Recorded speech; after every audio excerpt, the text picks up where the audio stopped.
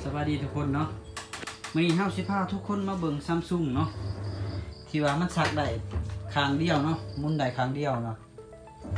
ปั้นแหงได้ปกติแต่ว่ามันหมุนได้ข้างเดียวเนาะหมุนได้ข้างเดียวเสียงอืดเนาะมันหมุนได้แต่ข้างเดียว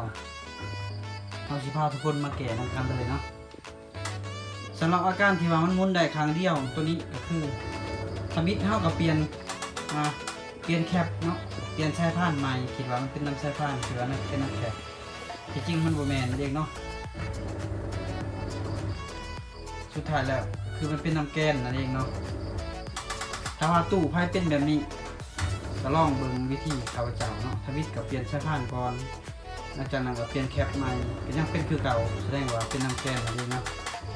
นี่เนาะเฮามาเบิ่งที่ว่าวิธีการแกะเนาะสำหรับที่ว่ามันหมุนทางเดียวอืดมันสักบ่ได้ไปแต่ด้านซ้ายก็พัวมาบ่ได้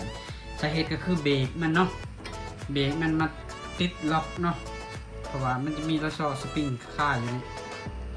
เนาะฉะนั้นสำหรับวิธีการแกะให้ทุกคนมาแก้ไขที่เบรกมันนี่เนาะเบรกมันเนาะเบรกเพราะว่าสำหรับ Samsung แล้วส่วนหลายมันอาการมันมักติดแบบนี้เนาะสำหรับมันบ่เกี่ยวกับลูกบี้บางคนว่าอาการนี่สักหมุนได้แต่ทางเดียวเนาะกับครัวบ่ได้เนาะแต่ว่าปันแห้งได้ปกติมันเป็นน้ำลูกบี้มันบ่แม่นเนาะเพราะว่าอันนี้ก็คือเวลามันเสียนั่นมันสักบัดนี้ทั้งในมันก็จะหมุนตามเนาะหมุนตามแล้วบัดนี้มันสิหมุนกลับบัดนี้พอดีเบรกมันติดเนาะอันนี้เนาะ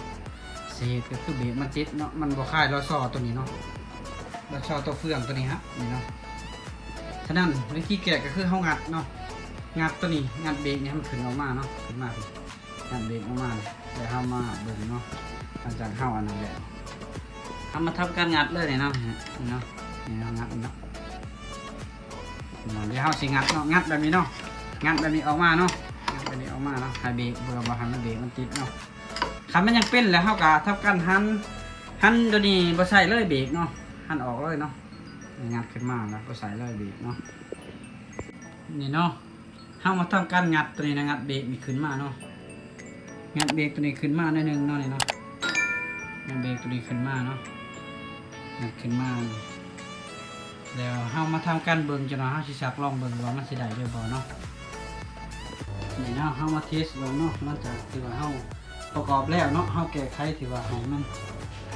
เดี๋ยวมันหมุนบ่ได้ดวงเดียวเนาะเฮาบ่เบิ่งนำเลยเนาะนี่เนาะมันจะหมุนกลับได้บัดนี้เนาะหมุนกลับได้เลยเนาะนี่เนาะกลับสายกลับครัวได้ตอนตะกี้มันกลับครัวกลับสายบ่ได้เนาะไปสายได้กลับครัวบ่ได้เนาะตะกี้เนาะนี่คือว่าเฮาแก้ได้สำเร็จแล้วถ้าเครื่องสักผ้าไผ่เป็นแบบนี้เนาะสำหรับที่ว่าคนกำลังเฮียนสอบใหม่นั่นเองเนาะที่ว่ามันเกิดอาการแบบนี้เนาะหรือว่าตู้สักผ้าไผ่เนาะพ่อบ้านแม่บ้านเนาะ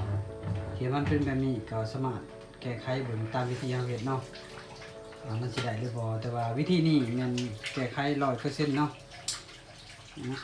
สำเร็จเนาะเจอกันใหม่ EP หน้าเนาะขอขอบใจเนาะ